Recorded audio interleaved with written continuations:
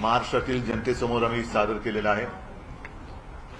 मशाल ह्या निशाणीने विजयी सुरुवात आमची अंधेरीच्या पोटनिवडणुकीपासून झालेलीच आहे आणि आता तर मोठी सार्वत्रिक निवडणूक आम्ही लढतो आहोत। महाराष्ट्राच्या कानाकोपऱ्यामध्ये मशाल चिन्ह हे पोचलेलं आहेच आणि ही मशाल नुसते एक चिन्ह म्हणून नाही तर आता जो काय सरकार विरुद्धचा असंतोष आहे तो या मशालीच्या रूपाने भडकणार आहे आणि त्याच्यामध्ये ही हुकुमशाही राजवट आणि जुमलेबाजी राजवट जाळून भस्म होईल हा मला आत्मविश्वास आहे।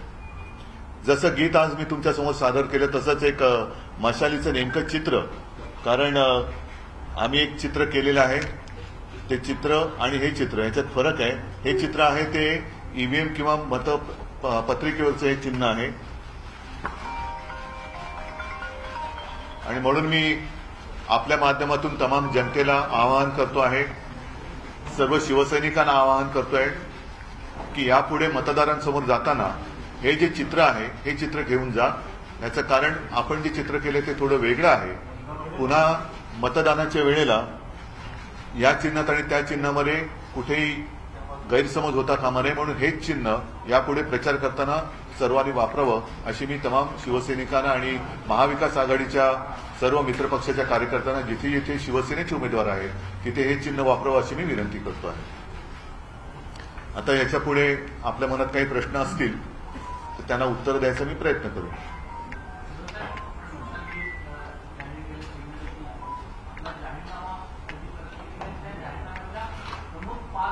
आधी मी पेपर फोडणार नाही, त्याच्यामुळे एक एक एक एक टप्प्याने आम्ही चाललेलो आहोत। साहजिकच आहे। आपला दुसरा प्रश्न हाही आहे की संयुक्त सभा कधी होणार, तर काही बाबतीत मी तुम्हाला सांगितलेलं की पहिलं आता एक जाहिरातीचं क्षेत्र आहे, जाहिरातीचं जे काही मटेरियल लागतं ते मी नीट आखतोय आणि ते झाल्यानंतर मग आमच्या संयुक्त सभा असतील, त्याचबरोबरीने एक संयुक्त वचननामा ज्याला आम्ही वचननामा म्हणतो किंवा जाहीरनामा तो सुद्धा एकदा जवळपास फायनल होत आलाय। तसं पाहिलं तर काँग्रेसचा राष्ट्रीय पक्ष आहे, त्यांनी संपूर्ण देशासाठी एक जाहीरनामा चांगला तयार केलेला आहे। त्यामध्ये महाराष्ट्रासाठी आणखीन काही वेगळ्या गोष्टी असतील तर त्याचा आम्ही समावेश करणार आहोत।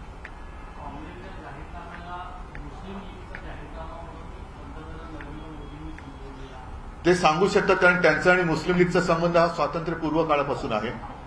1940-42 साली जनसंघाचे जे संस्थापक होते श्यामाप्रसाद मुखर्जी यांनी तेव्हा काँग्रेस नको, स्वातंत्र्य लढ्यात उतरलेली काँग्रेस नको म्हणून तिथल्या पश्चिम बंगालमधल्या मुस्लिम लीग बरोबर, ज्या मुस्लिम लीगनी त्यावेळेला देशाची फाळणी मागितली होती त्यांच्याबरोबर युती केली होती, म्हणून कदाचित मोदींच्या त्या आठवणी ताज्या झाल्या असू शकतील।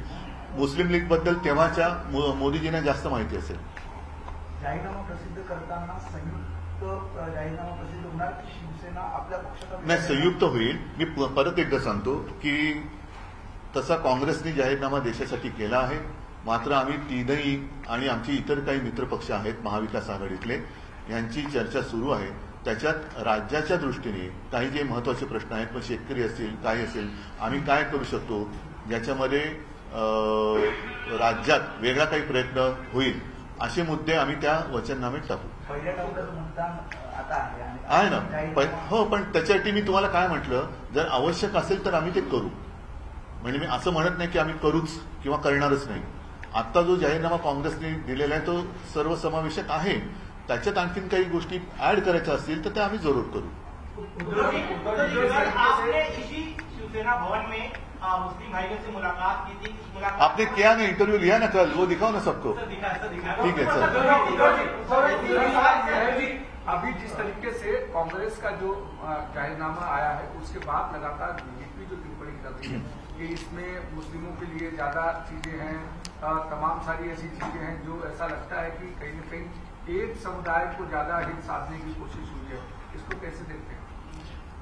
जैसे मैंने कहा कि मुस्लिम लीग का ज्यादा अनुभव भारतीय जनता पार्टी को होगा या होना चाहिए, और वो इसलिए कह रहा हूं कि स्वातंत्र पूर्व समय में शायद 1940-42 होगा, उस वक्त जनसंघ के जो संस्थापक थे श्यामा प्रसाद मुखर्जी, उन्होंने उस वक्त आजादी के लिए लड़ने वाली कांग्रेस नहीं आनी चाहिए, नहीं चाहिए। इसलिए उस जमाने की जो मुस्लिम लीग थी, जिन्होंने पार्टीशन की मांग की थी, देश का बंटवारा होना चाहिए था, उनके साथ मिलीजुली सरकार पश्चिम बंगाल में स्थापित की थी, जिसमें वो 11 महीने तक अर्थमंत्री रहे थे। तो शायद उनका और वो मुस्लिम लीग का, उस मुस्लिम लीग का पुराना रिश्ता आज भी कायम हो सकता है, और इसलिए उनको उनमें ज्यादा समझदारी होगी। और अगर ये काफी नहीं है तो पिछले कुछ दिनों में या सालों में उनके जो फोटो आए हैं, जैसे मोहन भागवत जी जामा मस्जिद में गए थे, मोदी जी गए थे, वो मिडिल ईस्ट में जाकर उन्होंने मंदिर का निर्माण किया, लेकिन वहां भी वो मस्जिद में गए, यहां भी कुछ लोग मस्जिद में जाते हैं। तो फिर उसको वो कैसे देखते हैं? जैसे मैं कैसे देखता हूं ये सवाल है, वैसे वो कैसे देखते हैं, वो भी एक सवाल है। काल पंतप्रधानांनी मुलाखतीत इलेक्ट्रॉल बॉन्डचा विषय खूप सविस्तरपणे त्यावर मत मांडले। त्यांचं असं म्हणणं आहे की मी जास्तीत जास्त पारदर्शकता आणण्याचा प्रयत्न केला, परत विरोधी पक्षांनाही यामध्ये निधी मिळालेला आहे आणि आता जे विरोध करतायत त्यांना भविष्यात पश्चाताप होईल। बरोबर आहे, पश्चाताप एवढ्यासाठी मी काल बोललो, कारण जर सुप्रीम कोर्टाने हे बिंग फोडलं नसतं तर भारतीय जनता पक्षाचा जो परकला प्रभाकर यांनी म्हटले की मोदी गेट आहे, मोदी गेट ह्या शब्दाचा अर्थ फार भयानक आहे। कारण मला वाटतं हा गेट शब्द वॉटरगेट प्रकरणापासून हा जगामध्ये रूढ झाला। त्यावेळेला अमेरिकेचे जे राष्ट्राध्यक्ष होते निक्सन, त्यांचा घोटाळा बाहेर आला आणि त्याला वॉटरगेट हे प्रकरण नाव दिलं गेलं। तसंच ह्या प्रभाकरजींनी, प्रभाकरच ना, त्यांनी त्यांचं म्हणजे ते माजी आपल्या अर्थमंत्री निर्मला सीतारामन यांचे यजमान ज्या मोदी सरकारमध्ये अर्थमंत्री होत्या, कदाचित त्यांच्याच काळामध्ये ही योजना आणली गेली असेल, त्याच्यामुळे परकला साहेबांना हा काय प्रकार आहे हा कळला असेल बरोबर। त्यांनी त्याचं नाव हे मोदी गेट केलेलं आहे। म्हणजे जगातला सगळ्यात मोठा घोटाळा ज्याचा सुप्रीम कोर्टामध्ये पर्दाफाश झाला नसता तर यांना हजारो कोटी रुपये कसे आणि कोणी दिलेत हे कळलं नसतं, आणि चंदा दो आणि धंदा लो हे काम यापुढे सुद्धा चालू राहिलं असतं। ते या निमित्ताने आता यांची सत्ता येत नाही आणि हे सगळं आता उघड झालं। त्याच्यामुळे विरोधी पक्षाला पश्चाताप जरूर होईल की हे आधी का नाही लक्षात आलं। महाराष्ट्र के भीतर किस तरीके से ताबड़तोड़ रैलियां अमित शाह और पीएम कर रहे हैं महाराष्ट्र के भीतर, तो प्रधानमंत्री नहीं कौन क्या शब्द वापर ताबड़तोड़ मतलब लगातार। अच्छा अच्छा अच्छा, मी ताबडतोब वापरला तर तुम्ही म्हणाला हिंदी येत नाही। लगातार जो रैलियां कर रहे हैं, क्या लग रहा है कि महाराष्ट्र की जो 48 सीटों जिन पर 48+ का, देखो ऐसा है, जो उन्होंने पिछले 5 साल 10 साल में नहीं किया, जब भी आपत्ति आई थी महाराष्ट्र में तो ये दोनों महाराष्ट्र में आए भी नहीं थे। तो अभी उनके हाथ में एक 2 महीने तक सरकार है, घूमने दो उनको। महाराष्ट्र बहुत अच्छा है और महाराष्ट्र की जनता क्या कहती है वो भी उनको समझना चाहिए। अरे ये बात उनको शायद पहले समझ में आती तो आज ऐसी वो लगातार, आता ताबडतोब शब्द हिंदी आहे तो वारी है की नाही पता नाही, महाराष्ट्राच्या वारा करण्याची त्यांना वेळ आली नसती।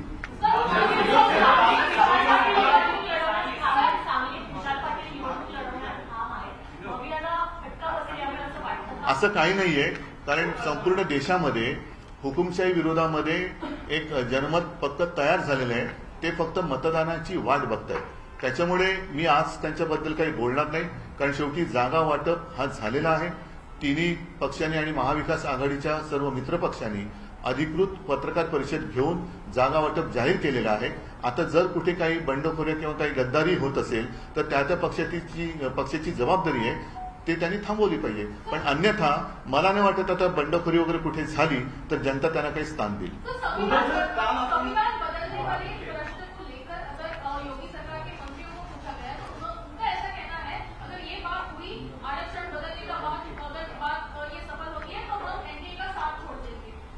ये अगर मगर की बात क्यों, दिखाई तो दे रहा है, साफ दिखाई दे रहा है। उनके कुछ मंत्री, जैसे कर्नाटक के एक भूतपूर्व मंत्री हेगड़े, उन्होंने कहा कि संविधान बदलना है इसलिए हमें 400 पार करना है। राजस्थान से एक उनकी महिला शायद मंत्री है या विधायक है या सांसद है, उन्होंने भी कहा कि हमें संविधान बदलना है, बदली करना है।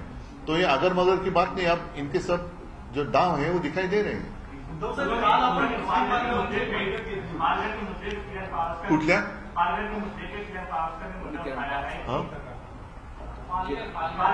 किरण पावसकर होती, नाही छोड रे हो, मुस्लिम बांधवांनी तर मुस्लिम बांधवांचा जो आहे तो महाविकास आघाडीला आणि आपल्या शिवसेनेला किती महत्वाचा असणार आहे या लोकसभा निवडणूक? बघा, ही लढाई शेवटी हुकुमशाही विरुद्ध लोकशाही अशी होणार आहे. मी तर सर्वांना हेच आवाहन केलेलं आहे की देश हा आपला धर्म म्हणून सगळे एकत्र आहे. जेवढे जेवढे देशभक्त आहेत, जेवढे जेवढे देशप्रेमी आहेत, त्यांनी देशासाठी एकत्र येण्याची गरज आहे. कारण देश वाचला तर आपण वाचू, आपण वाचलं तर आपले धर्म वाचतील. म्हणून पहिल्यांदा हुकुमशाही हटवा, हे माझं आवाहन आहे. आवाहन म्हणजे विनंती, कारण आव्हान आणि आव्हान माझं हुकुमशाहीला आहे आणि आवाहन माझं देशप्रेमीला आहे. महाराष्ट्रात बदललेल्या राजकीय समीकरणात महायुती म्हणते की 45+. हे तुम्ही प्रश्न विचारता, माझं गीत दाखवणार की नाही? प्रश्न हा आहे की महाराष्ट्रात बदललेल्या राजकीय समीकरणात महायुती म्हणते की 45+ हा त्यांचा विनिंग स्ट्राईक रेट आहे. महाविकास आघाडीचा विनिंग स्ट्राईक रेट काय असेल? 48. द्या बॅनरला 48 जिंकणार महाविकास आघाडी, आणि फक्त महाराष्ट्रामध्ये. कारण त्यांचा 45 हा संपूर्ण देशाचा आकडा आहे, माझा केवळ महाराष्ट्राचा.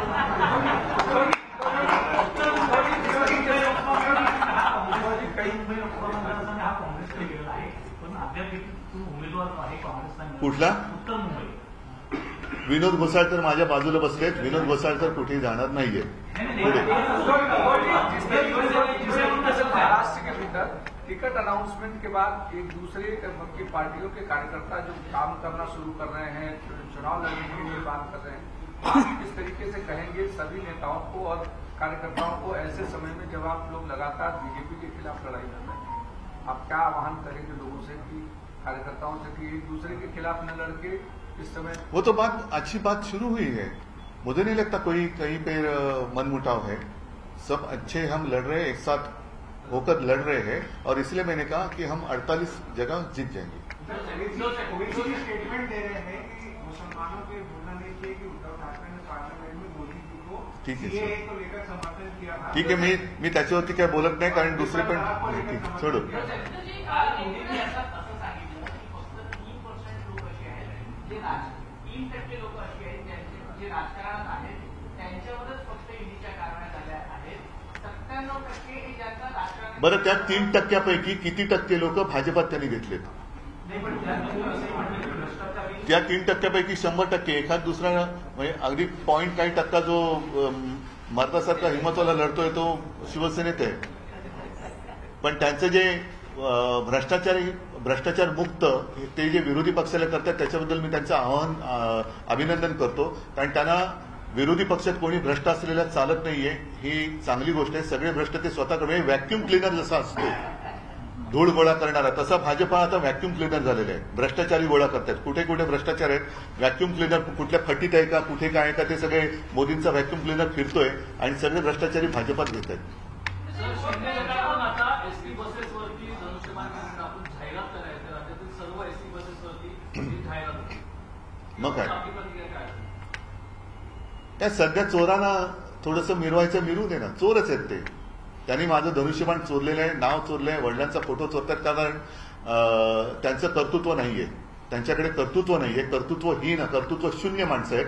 त्याच्यामुळे चोरीच्या मालावरती ते श्रीमंती दाखवतात, पण चोर असतो.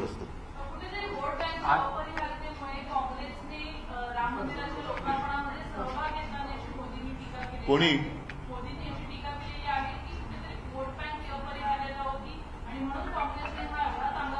जाऊ द्या. राम मंदिर निर्माणामध्ये अगदी बाबरीपासून मोदींनी तरी काय सहभाग घेतलाय, त्याच्यामुळे त्या इतिहासात जाऊ नका. उद्या काय करायचं ते बोला.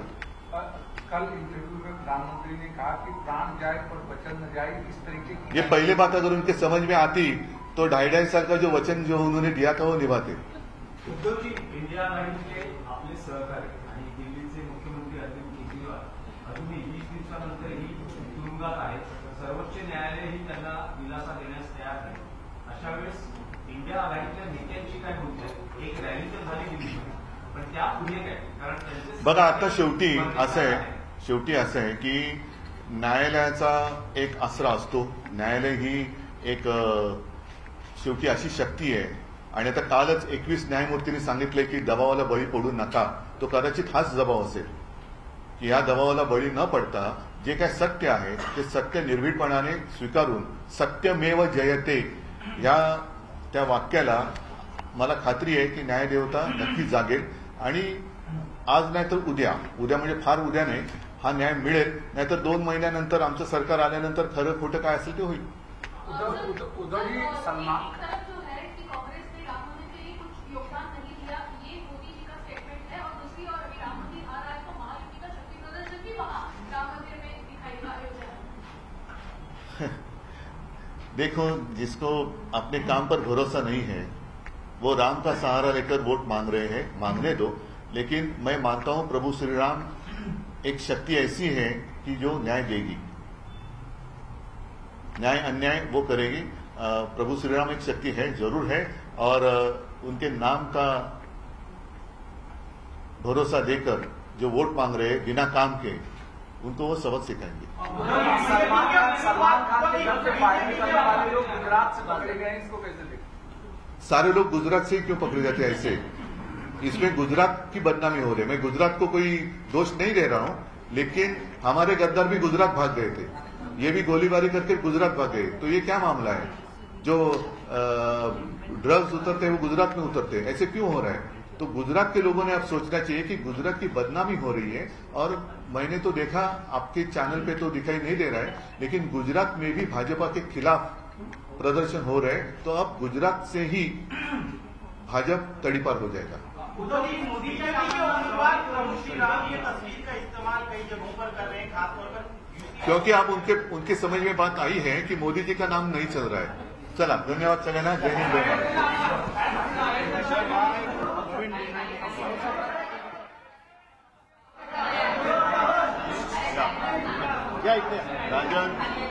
राजन आपण बघतो आणि त्यांच्या चिन्हाविषयी, मशाल्या चिन्हाविषयी त्यांनी एक व्हिडिओ देखील दाखवला आणि या संदर्भात त्यांनी स्पष्ट देखील केलं की हे आपलं निवडणूक चिन्ह असणार आहे. याबद्दल स्पष्टता यावी याबद्दल देखील त्यांनी आता पत्रकार परिषदेत संबोधित केलं आणि त्यांनी असं म्हटलं की आम्हाला न्याय नक्की मिळेल असं देखील त्यांनी म्हटलंय. भाजपा एक व्हॅक्यूम क्लीनर आहे अशा पद्धतीची टीका देखील त्यांनी आता केली. आपण थेट जातो